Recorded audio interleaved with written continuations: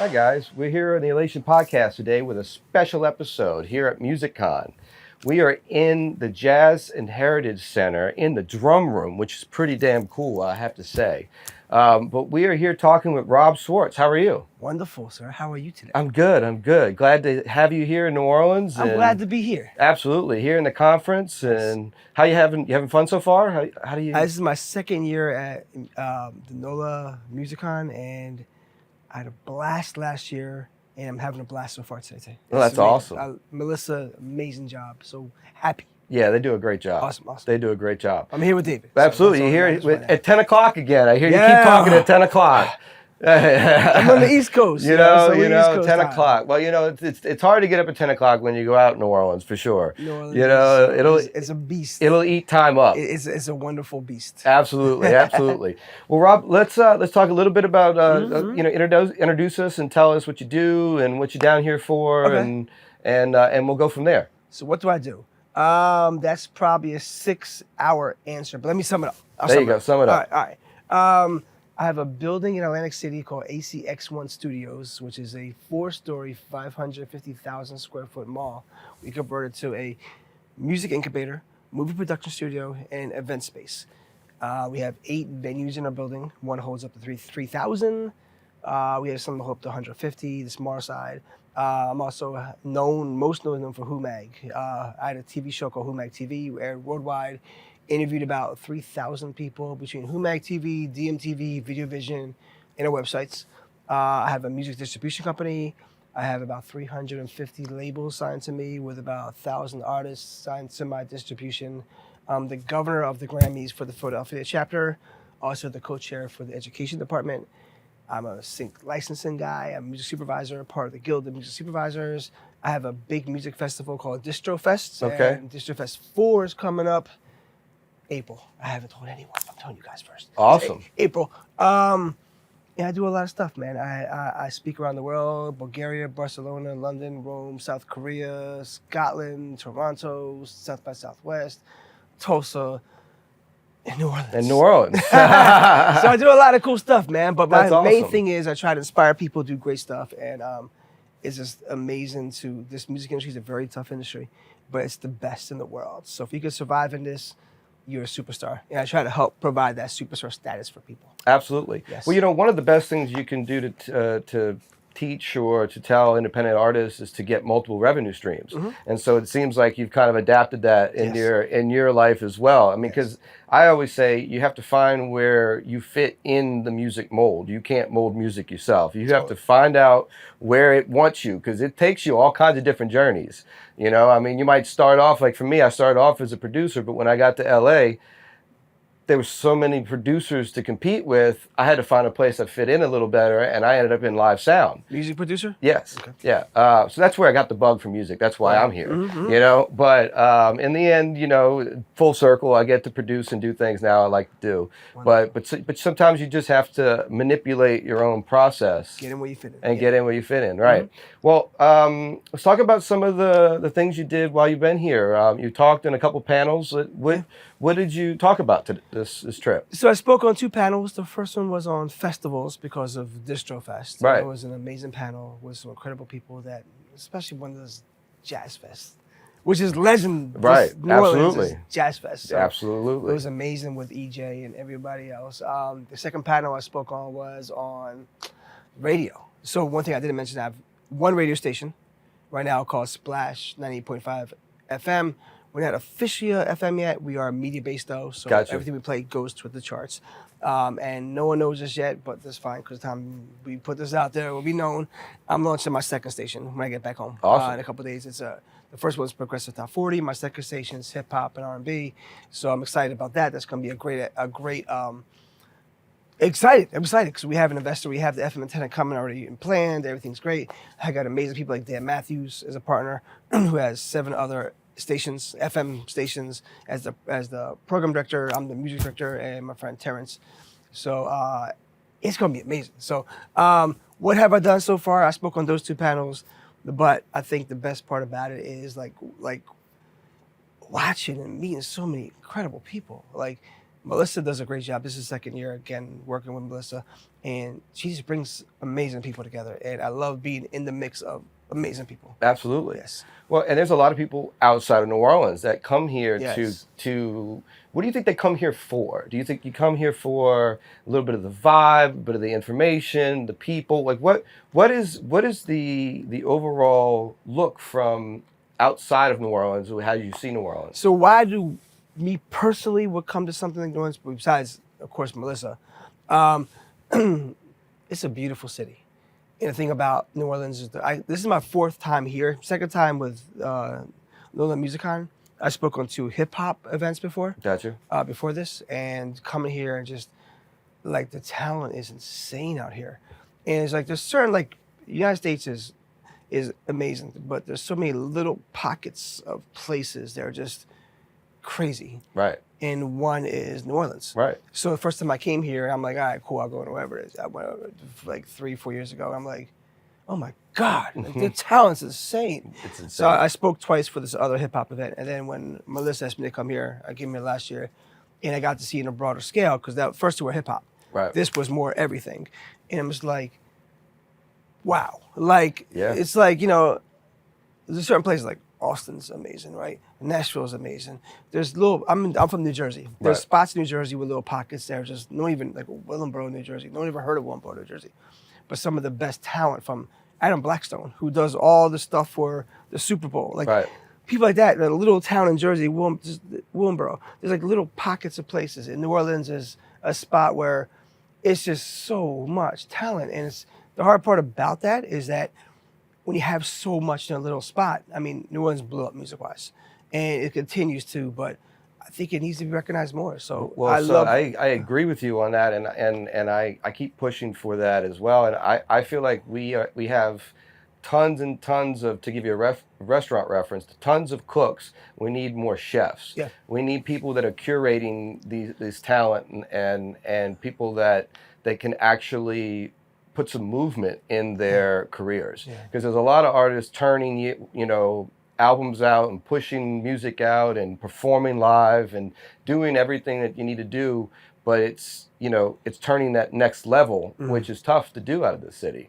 We don't have record labels like on the big streets. We don't have publishing companies. We don't have big advertisers here on music. We don't have, some of our radio stations that we have local are more, not necessarily in the new music lane to put music out on. So let me tell you my thoughts on that, because I live outside of Philadelphia. I'm 10 minutes. I'm in Jersey, but I'm 10 minutes from Philadelphia, so they consider me Philadelphia.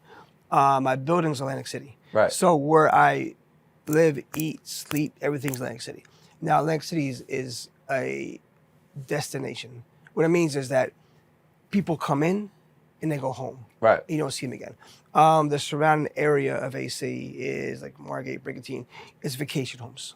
So it's very hard for us to target a loyal fan base. So let's just say New Orleans, because say you have a jazz night on a Tuesday night, right? You can build that up every Tuesday's jazz, and you may see 4, then you may see 10, you may see 15, you may see 30, and we don't have that in Atlantic City because every week's different people. So what's great about this city is you have that thing, and it's like even like Nashville, but this is the good and the bad. So now while you have that, the bad is like when I went to Nashville, I was like, because I was one of my friends I was mentoring, he managed an artist in Nashville, and I talked to him.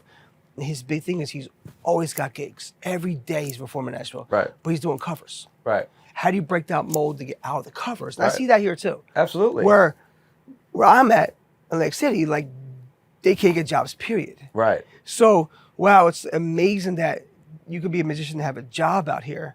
How do you break the mold to do one original? Right. It's hard. Absolutely. Where we are in Jersey, they can't get jobs at all. The gig effect is huge on artists, because you have to pay the bills. And if gigging is pay the bills, find a way you fit in. But honestly, I love the fact that you can still be, like, even if back to that scenario, like, you walk down Nashville, the main street, it's just like bar after bar after bar after musician.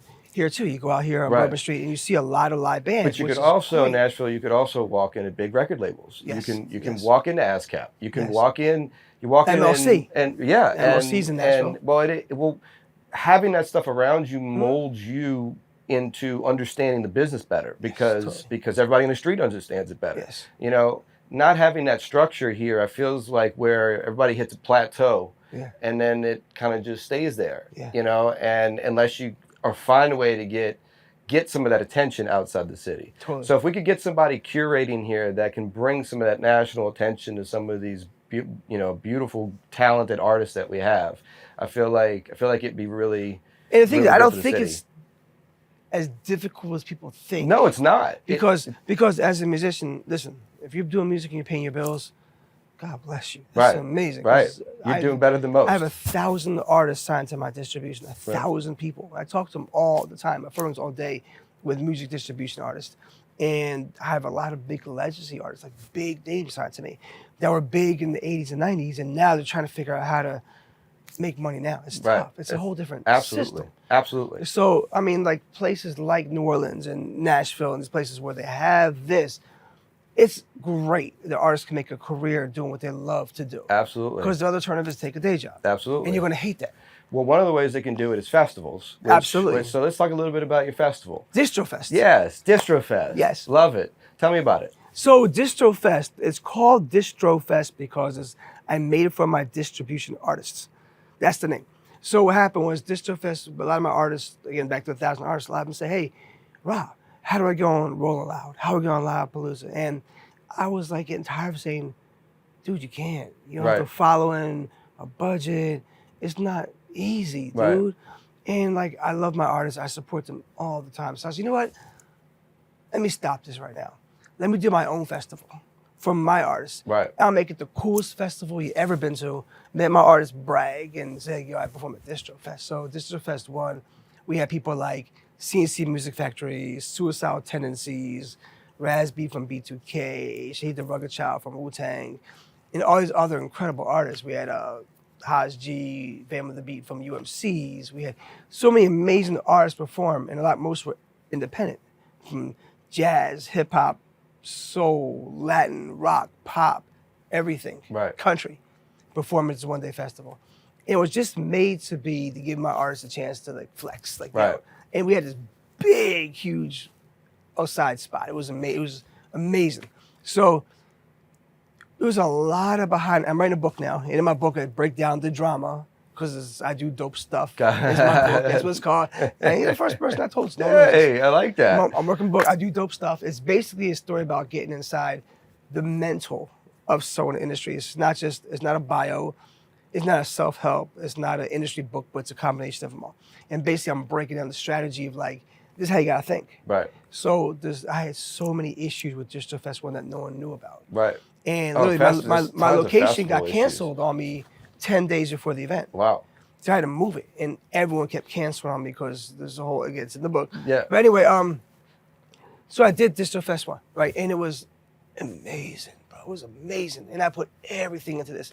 And when it was done, I haven't slept in like a week and a half at that point. Literally, I haven't slept at all. Because I was like, oh my God, this. And when it was done, all my artists like, Rob, that's the best thing we ever performed at. When's the next one? So I'm like, dude, like I'm dead. So it had me pondering like, yo, what am I missing? Right. So my boy Brian Cronin, one of my great friends of mine, I met him, we did stuff. He was working at Millennium Music Conference in Harrisburg, Pennsylvania, which was canceled. So it was the 25th year and they canceled. It was COVID going on. And he's like, I want to do another conference. I'm like, dude, I think that's what I'm missing from DistroFest. It's like, instead of artists come to me, what's next? Let me bring in my speakers. I know so many people. Let me bring them in to talk to these people and teach them what to do next. So don't have to come to me, right? So we did play music conference and it was insane. It was the first music conference in Philadelphia in 20 years. And it was insane. Damn. It was like that's insane to me because Philly's got some great talent. 20 years, dude. That's nuts. The first music conference in 20 years. That's nuts. And it was insane. So then as I was doing it, I was closing out my deal. I kept it quiet, but I was closing out my deal with Atlantic City. And when I was there, I literally closed the deal while I'm doing play. So then it was time we're talking about doing next year's play. I'm like, dude, I want to do it, but I gotta do it in Atlantic City. Right. Because that's my building, that's my job. I'm the co-founder, the chief music officer, marketing was CMO, but Right. we made it chief music. Gotcha. And now I'm the president of the company. Gotcha. My job is bringing stuff to AC. So let's do it again, but we have to do it in Atlantic City. And my other partners didn't like it too much. So, okay. So now DistroFest 2 is coming up. So I did was I brought the panels to DistroFest 2, and it was insane. So we got this massive building. It's over the ocean. Right. It's a pier. It's massive. That's and it was, awesome. and again, people come to get away. It's not like, you come to places cool. Like New Orleans is also like that. It's while you have your locals, it's also a great destination for out-of-towners to come because absolutely. it's New Orleans. Come on, Absolutely. man. Come on, man. Absolutely. So we did DistroFest 2, and it was insane. Then we did DistroFest 3, and it's always been in November. I pushed it back. DistroFest 4 is going to be April. Gotcha. And I did it because in Jersey, we have 10 weeks to make money. And what it means is like the Jersey Shore Right. is Memorial Day weekend to Labor Day weekend. That's packed. Right. After that, we have our Halloweens. Like now we have Right. New Year's or holidays, but it slows down. Right. So I always like after the 10 weeks, I have now 2 months to put a festival together, which I always did. Right. But it burns me out. Oh yeah, no, it's tough. So I was like, you know what? I'm just gonna do it in April and just do it right. Spread it out, right? Yeah. So Yeah. DistroFest, what it is a labor of love. I did something. DistroFest 3. We had 60 speakers, 50 performers. It was a 4-day event on a weekend, Awesome. and it was insane. Everyone's talking about it. I was like, people flying. I had artists come in from Sweden, Finland, Iceland, France, Toronto, all over the U.S. to Wow. perform. So you Even did Diesel, that. Yeah. even Diesel, that's here now, That's awesome. came out there with his band to perform. Awesome. So Yeah. you were a global market in one building. Bro, we just do dope stuff. That's I do awesome. dope stuff. I do dope stuff. Yeah. That's awesome, man. Well, could you give New Orleans any advice for their music market? Yeah, And something that totally. you could see from an outside perspective of what would help us? Again, you want the 5-minute version or the 6-hour version? I think we need the 5-minute All right, version, 5 minutes, okay. unfortunately. But back to what I'm saying, the thing about what makes New Orleans unique is the fact that there's so many opportunities out here, but it does pigeonhole you in a lane, which is great why Melissa does something like NOLA MusicCon, because it gives people coming from all over Right. to be here to help give this advice. One of the things is, like I said before, it's like, it's not getting gigs as much where I'm at. Atlantic City is like, how do you get jobs? I hear there are jobs, Right. but how do you break the mold to do your originals? So my advice, one thing I learned, man, because listen, I've been through a lot of struggles. I've been burnt left and right, more than you can even imagine. That's why, like, if you burn me right now and do something, if I see you tomorrow, I'll still buy you a shot at the bar. Because Right. I don't care no more. I'm numb to it. Right. But I learned how to double down on myself. I learned how to trust myself. Because before I would have money, I invest in other people's ideas, or I used to manage a lot of artists and Right. do a lot of stuff for other people. And I realized I can't control what they do. I know what I can do. Right. And I know that if I put money up and my own soul into something, I will never burn myself. So I started learning how to trust myself more and researching more. I taught myself everything for doing my own websites, my own flyers. I taught myself how to edit videos. And next thing you know, I have the biggest hip hop TV show in the world. Right. Teaching myself, I didn't go to school for this, but I had the dedication and the drive to do it. And I learned how to find these platforms, even my music distribution. Like, I learned the whole distribution game on my own. Right. I went to Rider University, right, in New Jersey. The crazy part was, I went for a marketing, advertising double major. There was no music classes. Now it's actually a music school. Gotcha. They bought Westminster College, and now it's a big music school. And now I go speak at Rider all the time. That's awesome. So it's crazy going back to my school and be like, damn, I wish they had this. Right. Because I learned everything on my own. Right. So my advice, just be dope, like be proactive, because if you're an artist, there's 120,000 releases a day, Right. right? So like, that means there's 240,000 tomorrow. How do you stand out? Like, you Right. have to think about this stuff. You can say, oh, I'll put a record out, let's see what happens. Dude, it don't work. Right. And 3 streams equal a penny. Like, you can't do it for the money. You got to do it because you love it, and you got to find your own creative, unique ways to make this happen. Build the brand. That's it. Build the brand and use it as leverage later. And be unique and be Right. dope, and just be like, and if this is what you want to do. I worked in finance. I worked on Wall Street. I quit my Wall Street job at Merrill Lynch because I was making more money off my hip hop TV show. Right. That's crazy. And never looked back. That's crazy. And it was the best decision ever made in my entire life. Because back then, I'm like, all right, great. Got rid of the suit and tie. Huh? Like, we get excited. Like, oh my God, a 3-day weekend's coming up. I can't wait. And 3 weeks from now, I get an extra day off of work.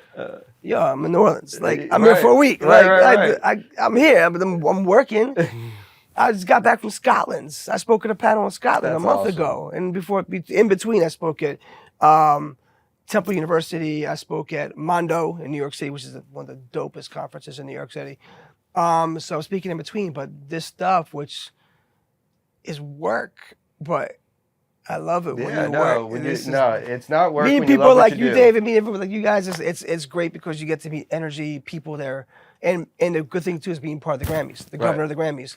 Like, I get a chance to really, I mentor a lot of people.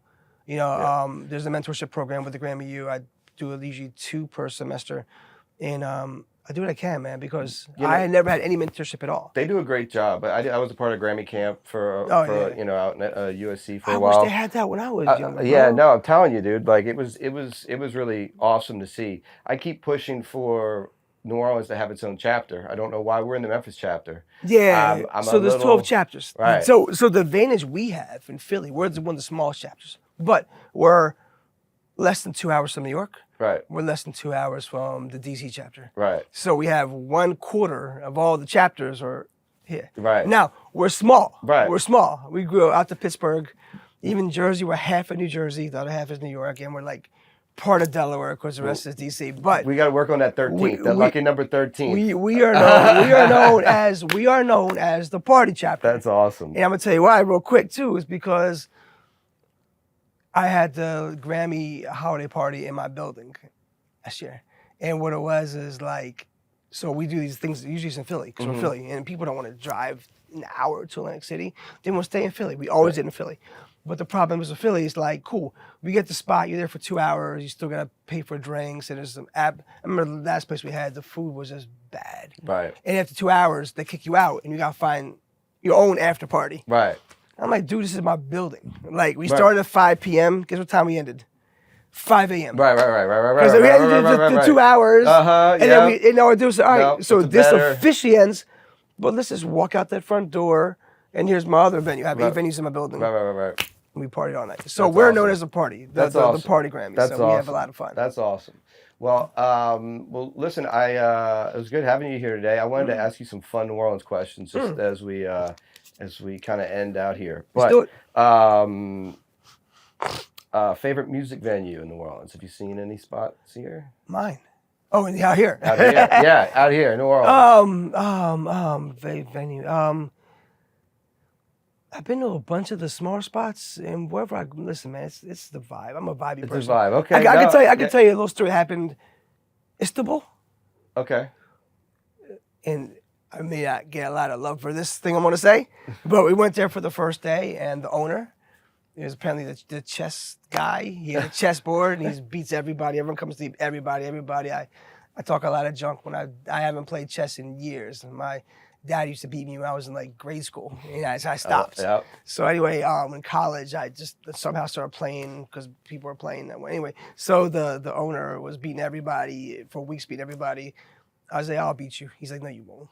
And I dethroned him as I'm drinking, hanging out. And there you go. I'm like, come on, man, I got you. And he was cool about it. Everyone was watching, like, you that guy beat you. But nothing to do with venues. But listen, as long as it's great music, I'm good anywhere. There you go. All right. Yeah. Well, good. Well, you're beating local chess players. We We like it. go. Do you have a favorite band from New Orleans? Favorite band from New Orleans? That's a great question. I've seen so much town out here. I could say discovered, but not from here. Diesel, who speaks here, has a band, Valley ULB, and I met them. They actually performed at DistroFest last year. Okay. I discovered them here, but they were not from here. As far as from here, I had a great time with Juvenile last night. Juvenile had that private party. You know, I was from. I'm at when that back that thing up and Ha came out. I was working in New York City on Wall Street. Okay. And the thing is, like, the New York, Philly scene, we don't listen to down south music at all. Right. It's like we have our own. We have so many artists. This is our thing. Right. When that record came out, I can tell you, they played it every 20 minutes. And I've never heard a record outside of New York or Philly played. That's awesome. And it just, and to me, it was a game-changing song. Absolutely. Yeah. So, and he's a superstar. So it's not like saying awesome. I discovered anybody. Yep. But that was a moment in our New York. And this was at what was the club called? I forget what it was. One of the biggest clubs in New York. It's like you just go. It's like everywhere you go, it's just amazing, man. So that's awesome. And then from there, I think that's really what caught people's eyes in New York. Absolutely. To Memphis. Absolutely. And brought a whole wave. And so DC has this thing called go-go music, right? When DC is like 2 hours from us, when you go down here, it's a different sound. And Miami's got a whole different sound too. But when you discover what happens here with the drums and the sounds, it's so unique, man. Oh, yeah. Walking up down Bourbon Street and just like here, it's just so unique. 100%. I love it, man. Awesome. Yes. Well, New Orleans loves you, man. We appreciate the love and appreciate you coming down and appreciate you doing what you do in your building. And I can't wait for have you next year. We'll do something next year. We'll do a panel next year together, maybe. What are we gonna do? What's the panel gonna be called? Tell me, Dave. What's the panel? Ooh. We do dope stuff. 17 hats. plus one, plus 18. Plus 18. Plus this one. Plus 18. Yes. Awesome. Well, great, man. Well, nice meeting you. You too. Absolutely. And thank you guys for joining us on the Elation podcast. And do you want to give your socials and tell everybody where they can find out? Yeah. Everything is Humag. WHOMAG. Humag. I'm known for the TV shows, distribution, everything's just Humag. The brand new radio station, which no one knows about, you're hearing for the first time ever, is 105.1 The Beat. The Beat at the Beach, Atlantic City. And also ACX1 Studios. So ACX1 Studios is the building. So we do a lot of cool stuff. So between them, you can find me. I'm Rob Schwartz. I'm easy to find. I'm around. I respond. Just be nice to me. I'm nice to you. We good. We make things happen. Nice. Word. Good. Appreciate it, man. Philly love. Philly love. Go Eagles. Yes. Because I can't go Saints right now, so go Eagles. City of brotherly love and sisterly affection. There you go. Yes. All right, well, great. Well, thanks, guys. I appreciate it. See you next time.